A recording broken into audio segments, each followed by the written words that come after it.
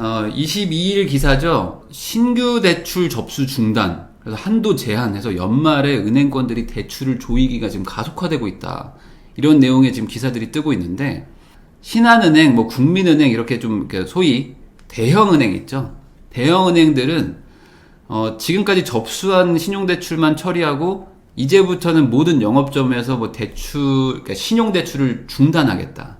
그리고 신용대출도 만약에 나간다면은 2천만 원 정도로 한도로 해서 사실상 신용대출을 안 해주겠다라는 식으로 지금 정책이 지금 가고 있습니다.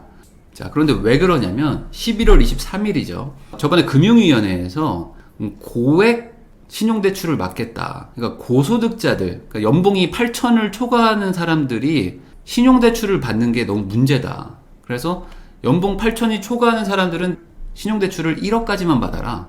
그 이상 받은 거는 상환시키겠다라고 정책을 발표한 게 있어요. 그러면서 신용대출이 앞으로 급감하겠다라고 예측들을 했었는데 그게 이제 현실화가 된다는 거죠. 그때 금융위원회에서 말했던 정책 자체는 고소득자가 너무 대출을 많이 받으니까 고소득자들만 대출을 제한하겠다고 했었는데 그게 지금 나비 효과가 일어나면서 이제는 아예 그냥 신용대출 자체를 막아버리게 되는 상황입니다. 설명을 드려볼게요. 그때 11월 23일에 이제 앞으로 고소득자들은 대출 못 해줍니다 라고 딱 시행이 되자마자 어떤 일이 일어나냐면 일주일 새에 신용대출이 1.5조가 늘어납니다. 뭐냐?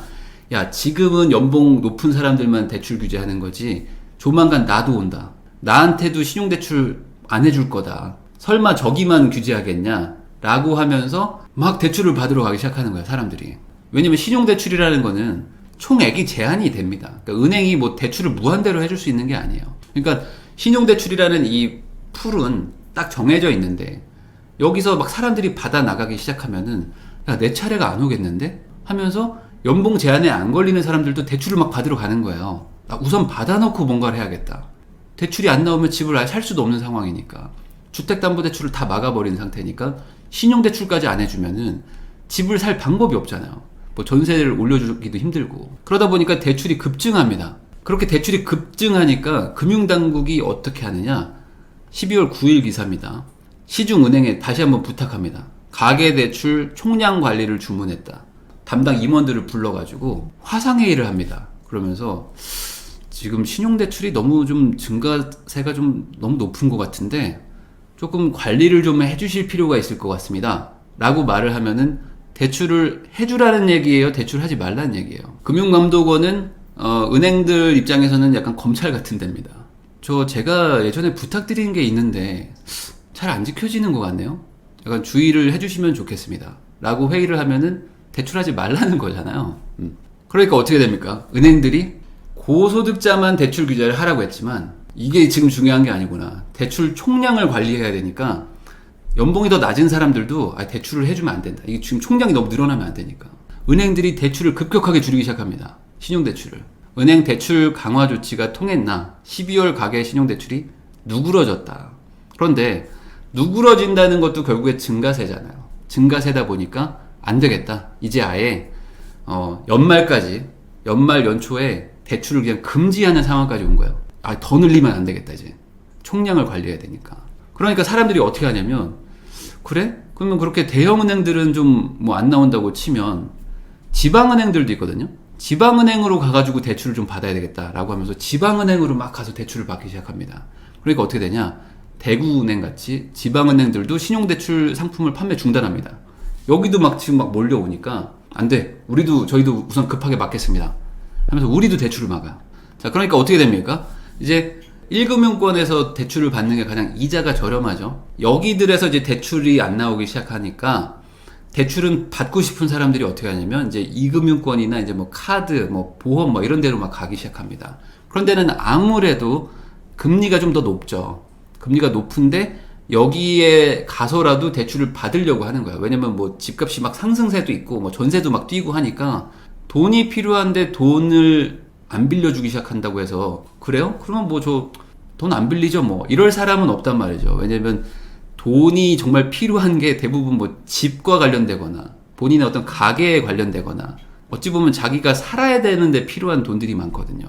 그러니까 안 빌려준다고 해서 안 빌리는 게 아니고 안 빌려주면 뭐 다른 데 없나? 라고 하면서 사람들이 이제 이동한단 말이죠.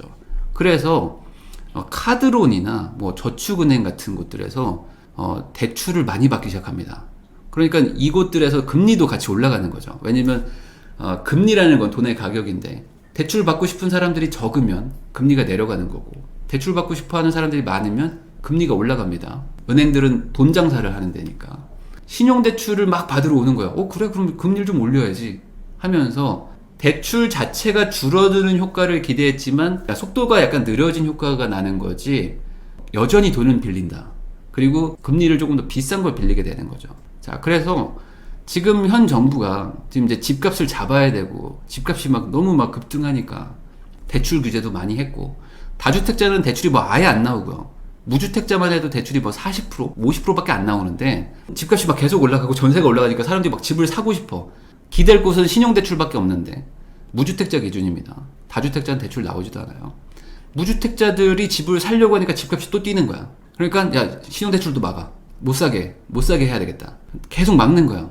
그러니까 무주택자분들 입장에서는 집값은 올라가는데 전세값도 같이 뛰는데 집을 살려고 했는데 집은 못 사. 근데 살긴 살아야 되니까 어떻게 해요? 그럼 전세를 올려줄 수밖에 없는 거지. 전세금을 올려주려고 대출을 받습니다. 이 동네를 떠날 수는 없으니까. 근데 1금융에서 막 막으니까 지방은행 가고 카드사 가고 보험사 가고 저축은행 가고 막 이러는 거죠. 그러면서 내가 돈을 빌려다가 우선은 올려주고 버텨야 되니까. 그러니까 이게 악순환의 고리죠. 악순환의 고리. 그리고 이게 견고해지는 것 같아서 걱정이야. 견고해지고 있다. 대출을 그렇다고 풀 수도 없고 그리고 대출을 계속 규제하자니 전세나 월세 같은 게 계속 올라가고 이 상황에서 집을 가지고 실거주를 하고 있는 분들은 그래 뭐 나는 그래도 우선 뭐 급한 불은 껐다 이러고 있는데 지금 무주택이면서 전세나 월세 사는 분들 입장에서는 발등에 불이 떨어진 상태인데 돈을 모으는 속도보다 집값 올라가는 속도는 빠르고 대출은 안 나오고 돈을 빌릴 구석은 없고 뭐 하나 뭐 부모님한테 받으려고 해도 자금 소명을 해가지고 증여세를 맞아야 되고 이거 어떡하지? 답이 없는데? 뭐 이런 상태 그냥 가만히 있는 상태 가만히 있으면서 그냥 뭔가 점점 멀어지는 상태 이런 일들이 지금 일어나고 있다. 현재 신용대출이 계속 막히는 상태고요. 그리고 아마 내년도 그렇게 뭐 쉽게 풀릴 것 같은 느낌은 아니에요. 지금 당장 어떻게 지금 돌아가는 걸 보면은 대출 규제를 뭐 완화할 것 같은 기조는 아니니까 신용대출을 풀어주기도 좀 부담스러운 상황이고 현재 이 상황이 계속 갈 거다. 그러니까 뭐 이런 말을 하긴 뭐하지만 상황은 점점 악화될 거다 라는 뭐 정보 제공 차원에서 알고 계시면 되지 않을까. 그럼 이렇게 신용대출도 지금 막히고 있다. 상황은 점점 힘들어지고 있다는 내용을 마지막으로 영상을 마무리하도록 하겠습니다. 들어주셔서 감사합니다.